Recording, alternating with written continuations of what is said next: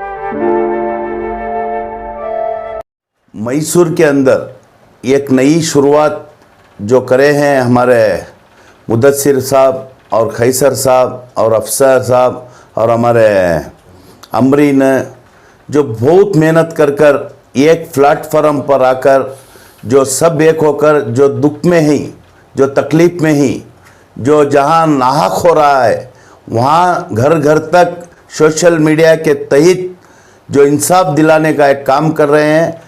ये ऑफिस जो बनाए हैं जो पूरे एक होकर एक एसोसिएशन बना लेकर मैं अज्जू ब्रदर्स की जानिब से पूरे मैसूर जिले के वालों की जानिब से मैं उनको मुबारकबाद देता हूँ। तो आज आप लोग दिखाने के बाद जो सोशल वर्कर हो, सियासतदान हो, जाकर आप लोगों का बहुत बड़ा रोल है। मैं दुआ करता हूँ अल्लाह आपको हिम्मत और ताकत और हक के वास्ते लड़ाई लड़ने की पूरे आपको अल्लाह ताकत अता फरमाए। और मैं दूसरों को दावत देना चाहता हूँ कि इनका सपोर्ट करें। ये जो है आज अपने पैरों पर खड़े होकर, इनको कोई गवर्नमेंट से स्कीम नहीं आती है, इनको कोई धर्मा नहीं है। ये लोग ये कौम की खिदमत समझते हुए जो पूरे मिलकर जो टीम बना ले कर रहे हैं। हमारा सब फर्ज बनता है में नहीं, पूरे हिंदुस्तान में जो भी सोशल चैनल है, सोशल मीडिया चैनल है, मैं उनसे गुजारिश करना चाहता हूं, ये लोगों के तरफ से मैं दावत देना चाहता हूं कि इनके साथ जुड़े। आज 4 हैं, आइंदा आने वाले दिनों में 40 बने, 4000 बने, 400, जितना ज्यादा जुड़कर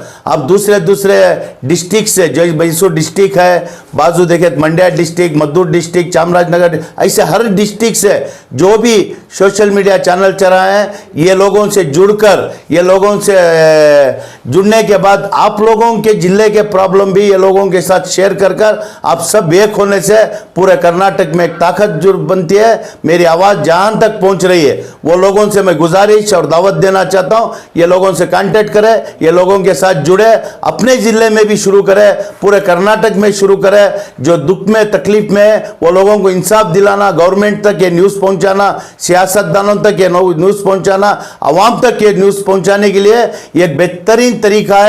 मैं पूरी कर्नाटक के सोशल मीडिया चैनल वालों से गुजारिश और दावत देना चाहता हूं, ये लोगों के साथ जुड़कर आप भी इनके तरीके पर अपना कर यहां से आप लोग ताल्लुकात रखने से पूरे कर्नाटक के गरीब आवाम को फायदा होगा इंशाल्लाह। हमारे जेब में जो मोबाइल रहता है उसमें क्या मैसूर में चला, कर्नाटक में क्या चला, मैसूर जिले में क्या चला, अच्छा काम क्या हुआ, बुरा काम क्या हुआ, कौन से गरीब को तकलीफ हुई, कौन से अमीर को फायदा हुआ, तुम्हारे लोगों से आज हमें घरां को जाती हैं सौरत के 1 घंटे 12 घंटे को जेब में टीवी रख ले फिरने नहीं होता, मोबाइल जेब में रख ले फिरती।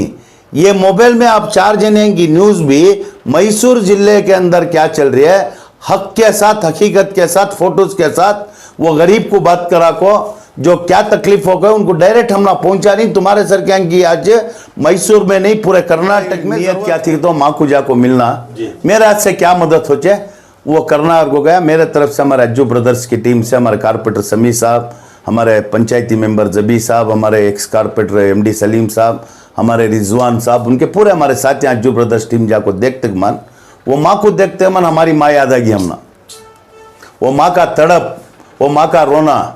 मेरे पास कितने थे होते दे सारे, अगर 5 लाख रहते तो मैं दे दूँ तो हमने भी छोटी मोटी अल्लाह एक रोजी दिया, बरकत दिया है, हमें भी छोटा मोटा खिदमत करने के काबिल बन को ही वो गरीबां की दुआ से वो जो हमें अच्छा काम करी उससे मेरे पास 50,000 थे, 50,000 भी काट को उनको दिया। मैं सोचा ये 50,000 से क्या भी नहीं होता, एक छोटी मदद।